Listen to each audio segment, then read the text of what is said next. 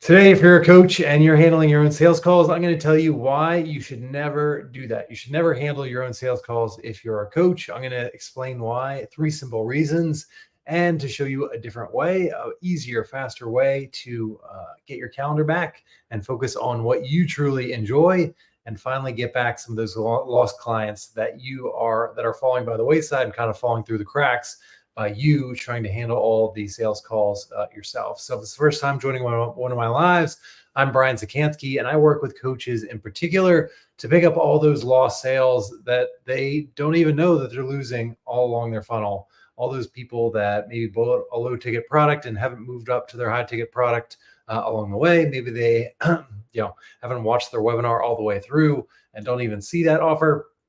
Maybe those people that book a sales call but don't end up showing up. Or more importantly, and most relevant for this conversation today, all those people that show up for your sales call and say no to you. And this can be a pretty significant amount, especially if you're running your own sales calls as a coach.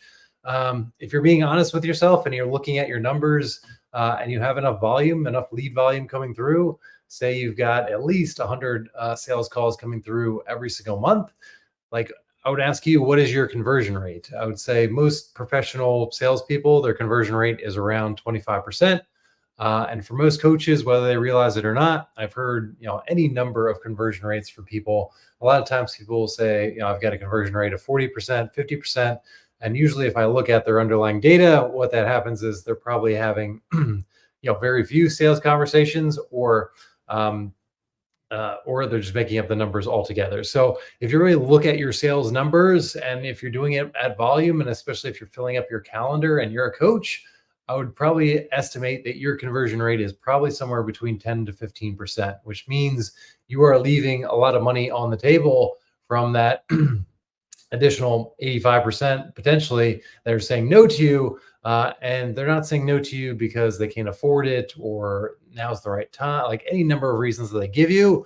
They're saying no to you because you are not, you're not the right salesperson to do that. And typically what I see, especially with coaches, is they try and coach on that sales call. And that's the number one thing that you should not do. And that's why I highly recommend, if you're a coach, not to do your own sales calls, is you fall into that trap of, okay, I'll just coach this person up for as long as it takes until I can demonstrate my expertise and they'll finally say yes.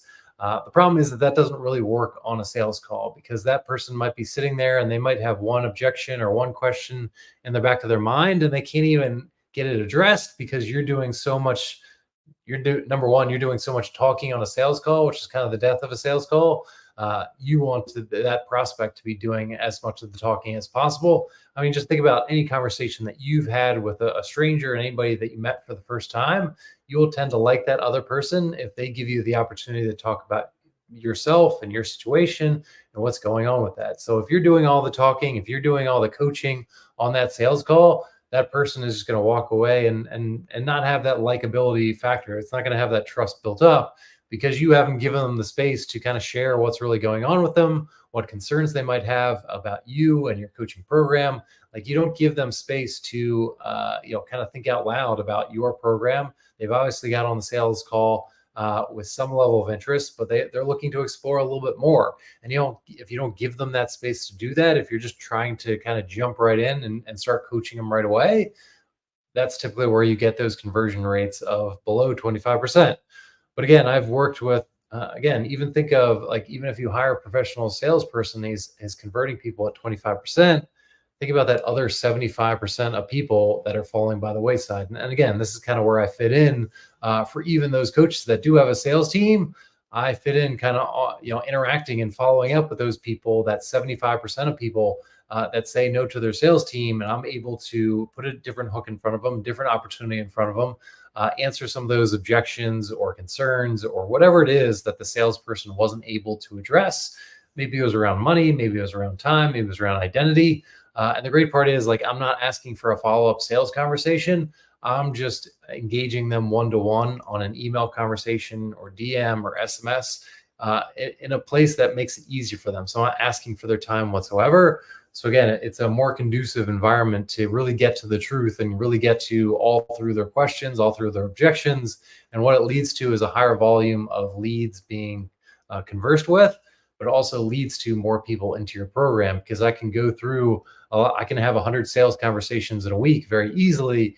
Compare that to a salesperson who could probably do 6 or 8 sales calls in a day. And again, think about that on a weekly basis. They can only have about 40 sales conversations on a weekly basis, at their max. I can have easily 100 conversations in a given week, and I can move through people really quickly. And those people, again, some people are just not going to have the resources to spend 10, 20, 30K for your program, and that's perfectly fine. We're going to put them to the side, and I'm going to focus my time, energy, and focus on those people that do have the energy and the resources and the priority for that along the way. So number one is, again, kind of falling into the trap of coaching on the sales call. We don't want to do that. And obviously that's your expertise, that's coaching. And it gets me to kind of reason number two is like, you got into coaching because you enjoy coaching, and kind of handing off sales to somebody that enjoys sales and is a specialist in sales and kind of wakes up every day thinking about sales and how they're improving their skills. Somebody like me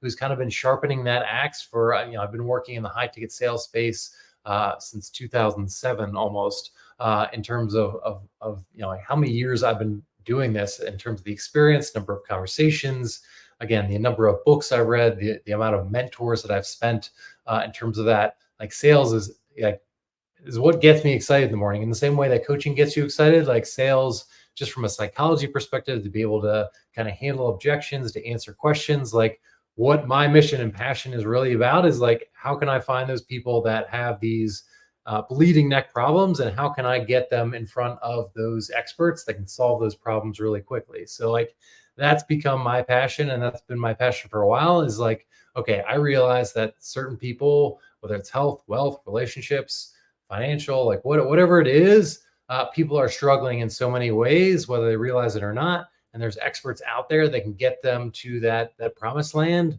quicker, easier, faster than they can themselves. So like my role and my job is to kind of connect the dots for these coaches and the experts and get them in front of those people that need them most. And if I can make those connections by using the skill and the axe that I've sharpened for, again, go back to 2007 in terms of like high ticket sales, like I've been doing this day in and day out for that. So think about like in the same way that you have developed and sharpened your axe around being a great coach and being able to get people results, I've been doing the same thing from a sales perspective. So doesn't it make sense to outsource those sales calls that you don't really enjoy jumping on as well? So like if I think about working with coaches, so I've been working with coaches probably since 2009. At this point, I typically see, the coaching landscape tends to be, here's the trajectory of it. Like you start out as a new coach, you're trying to figure out like, okay, what's my area of expertise? Like, where am I going to get my leads from? You're working your own sales calls along the way, but suddenly like eventually you either figure it out or you hire somebody to figure out like, okay, how can I get more leads? How can I get more sales calls? And that's where you can, okay, now leads aren't a problem for me, but I continue to do my own sales calls. And you might have mixed results around that. Again, like typically what I talk to coaches that are doing their own sales calls, they're probably around 10, 15, 20% in terms of those conversion rates. If they're being honest about their numbers, and if they're doing, if they have a nice flow of leads coming through on a weekly and monthly basis. If they're getting a slow trickle, like, yeah, you could be converting people at 75% if you're only having four sales calls every single month. So think about that in terms of that overall trajectory and in terms of what you're looking for. And then the third part is just like they start building out their sales team. They start outsourcing that to other people. But certainly the people in the middle, and that's typically who a lot of times I'm working with, is like they're getting the lead flow, but they're still kind of hanging on to that sales call because they're thinking I'm the best person to close these people. Like I have to do these sales calls because I only want to work with a certain amount of people. But what I'm going to tell you is it's pretty easy for me to work with coaches and for us to have a conversation in terms of like, who do you want to work with? Who don't you want to work with? And how can I figure out those characteristics? Like, what am I supposed to look out for? So I can kind of be your advocate, like on those sales calls, I can be your advocate in these sales conversations. I can look out for those things along the way. And the good part is, like, again, I can say I've got superior sales skills to you as a coach, but the other part is like, I don't have as much skin in the game. So like, again, like I only get paid when I close scales. So like, again, the good part is like, you're not giving me any upfront investment. Like I have to prove, I have to prove that I have better sales skills than you, because I only get paid when that money hits your account. So again, it makes it really, I try to make it as super no brainer as possible. Like, hey, I'm telling you to outsource some of these sales calls, or at least give me a portion of your sales conversations, and let me prove to you that I can convert more of these people, that I can give you more qualified people that you most want to work with. And I'll do that. I only get paid on the back end. Like once the money hits your account, once that person has become an official client of yours, that's the only time that I get paid. And it makes it a no-brainer to start outsourcing some of that stuff. And what that does is starts to clear off your calendar, and you on a Sunday evening, you don't have to look at your calendar anymore and go like, oh, I've got to do 14 sales calls again, where I'm going to repeat the same thing, where I'm going to have to go through all these Q&A, qualify people along the way. And you might loathe that. Like you want to be coaching people. You don't want to be selling people into your coaching program along the way. So the other part is just like less neediness. Like what kills a sale all the time is kind of that neediness of like, okay, I need the sale again, because I can really just be a little bit detached from the outcome, looking at the qualities of the people. I can do it at high volume. I can have 100 sales conversations in a week very easily. I can start closing the right people and moving through all those people that again have fallen through the cracks. And the good part is like, because I'm not asking people to jump on sales calls, they're more willing to engage in these sales conversations. And I can follow up those people that, again, said no to you, maybe didn't book a call with you, or maybe just saw one of your Facebook ads or saw a small part of your webinar. I can start to monetize some of that hidden revenue that's kind of sitting in plain sight.